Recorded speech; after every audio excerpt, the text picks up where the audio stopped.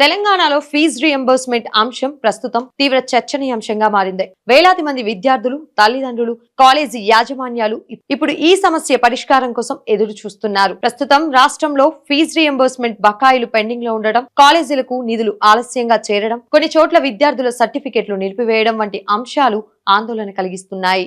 చదువు పూర్తి చేసిన విద్యార్థులు ఉద్యోగాలు, హయ్యర్ స్టడీస్ కోసం వెళ్లాలంటే ఈ సర్టిఫికెట్లు కీలకం కావడంతో సమస్య మరింత పెద్దదిగా మారింది. మరోవైపు ప్రభుత్వం ఈ వ్యవస్థలో మార్పులు తీసుకువచ్చి పారదర్శకంగా అమలు చేయాలని చూస్తోందని చెబుతోంది. కానీ ప్రతిపక్ష పార్టీలు మాత్రం పెండింగ్ బకాయిలు వెంటనే విడుదల చేసి పాత విధానంలోనే కొనసాగించాలని డిమాండ్ చేస్తున్నాయి. ఇప్పుడు విద్యార్థులు చేయాల్సింది ఒక్కటే, కాలేజీలో ఫీజు స్టేటస్ తెలుసుకోవాలి. అదేవిధంగా అధికారిక వెబ్సైట్ లో అప్డేట్స్ చెక్ చేసుకోవాలి. సర్టిఫికేట్ సమస్యలు ఉంటే వెంటనే కాలేజీ యాజమాన్యాన్ని సంప్రదించాలి. స్కాలర్షిప్, ఫీజు రీఎంబర్స్మెంట్ వివరాలు రెగ్యులర్ గా ఫాలో అవ్వాలి. మొత్తానికి ఫీజు రీఎంబర్స్మెంట్ అంశం కేవలం రాజకీయ చర్చ మాత్రమే కాదు, వేలాది మంది విద్యార్థుల భవిష్యత్తుతో ముడిపడిన అంశం. ప్రభుత్వం త్వరగా స్పందించి సమస్యకు పరిష్కారం చూపాలని విద్యార్థులు ఎదురు చూస్తున్నారు.